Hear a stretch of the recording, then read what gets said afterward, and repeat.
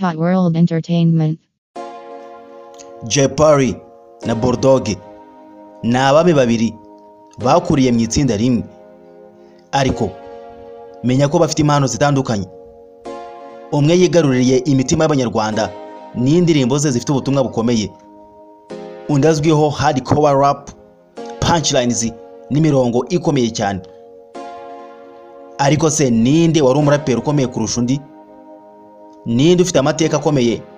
Ninde ufite indirimbo nziza n'uruhare runini muri hip hop nyarwanda?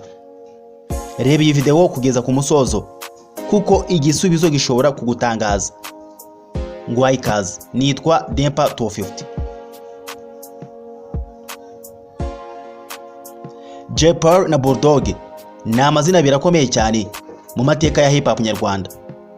Ikintu gitangaje ni uko aba bombi batangiriye kure, bahujwe na producer Lick, nyuma baba bamwe mu itsinda ryitwa Tuff Gangs, bari kumwe na P-Fla, Green P na Fireman.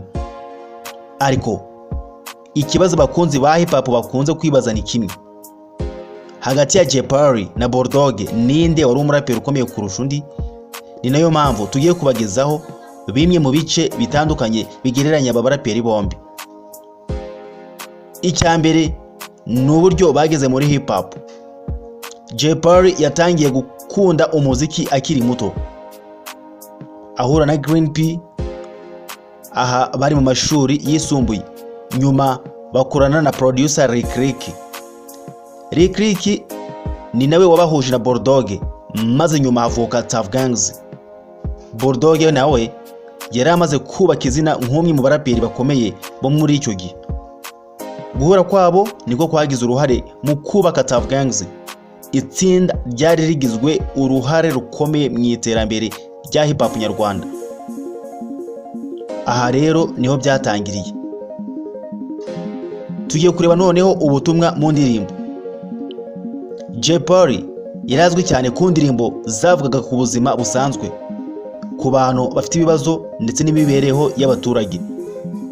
Abashakashatsi ndetse bagaragaje ko Jay Polly yakunzwe cyane kubera kuvuga ukuri ku buzima bwa buri munsi n'ingorane abantu bahura nazo, mu gihe Bulldog we yarazwi cyane kuri hardcore rap, amagambo akakaye, imirongo ikomeye ndetse n'uburyo bwo guhangana mu mikino ya hip hop.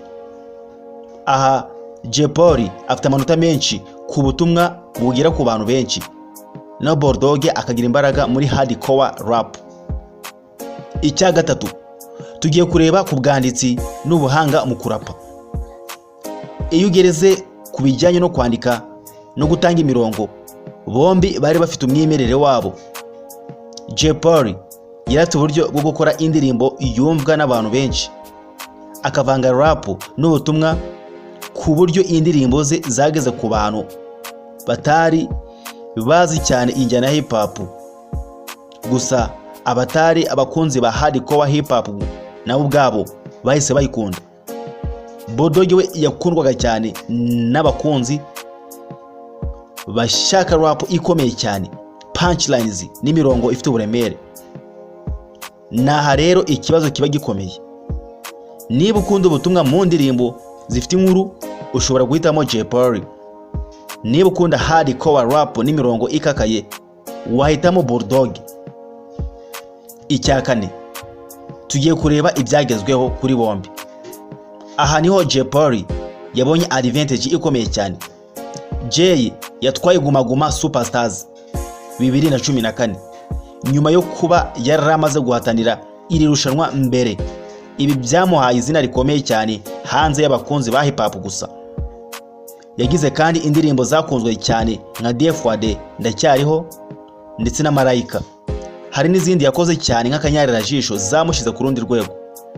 Gusa hano Bulldog nawe ni umwe mu bantu bagize uruhare rukomeye mu mateka ya Tuff Gangs ndetse na hip hop nyarwanda.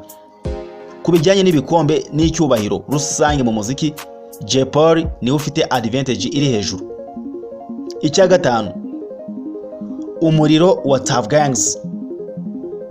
Umuriro wa Tuff Gangs. Iyo tuvuga Jay Polly na Bulldog, ntitwabura kuvuga itsinda rya Tuff Gangs.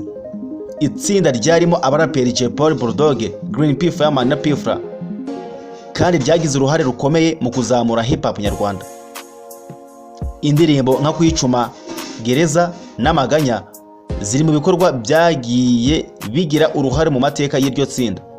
Ikirenzeho, Jay na Bull Dogg ntabwo barabo mu itsinda gusa, bari n'inshuti kuva kera. Icya gatandatu, ninde wari ufite izina rikomeye? Iyo turebye popularity, ibikombe, indirimbo zakozwe n'abantu benshi ndetse n'uburyo Jay Polly yageze ku bantu batandukanye, ibi byakwereka ko Jay ari we wari ufite izina rihambaye, niwe ufite amanota menshi. Ariko iyo turebye hardcore rap, imirongo ikomeye n'umuco wa rap wo mu muhanda, Bull Dogg afite impamvu ikomeye yo guhatanira uwo mwanya. Niyo mpamvu kuvuga ko umwe yari mubi cyangwa undi yari mwiza bidakwiye. Jay yari afite uburyo bwe, mu gihe Bull Dogg nawe yari afite ubwe. None se Jay Polly cyangwa Bull Dogg ninde kibamba? Niba ari ubutumwa, indirimbo zakunzwe n'abantu benshi, ibikombe n'icyubahiro rusange, Jay Polly ashobora guhabwa intsinzi. Ariko niba ari hardcore rap, punchlines n'imirongo ikakaye, Bull Dogg ntabwo wakwirengagiza ibyo yakoze. Ikigaragara cyo nuko bombi bari abantu bagize uruhare rukomeye mu mateka ya hip hop nyarwanda. Kandi ikintu cy'ingenzi kurusha nukubaza ngo ninde urusha undi. Nukwibuka ko Jay Polly na Bull Dogg bari mu rubyiruko rwafashije Tuff Gang rimwe na rimwe mu matsinda yibukwa cyane muri hip hop nyarwanda. None se wowe ubona nde nk'umuraperi ukomeye hagati ya Jay Polly na Bull Dogg? Andika izina rye muri comment kandi utubwire impamvu uhisemo uwo nguwo. Deba 250 niko nitwa.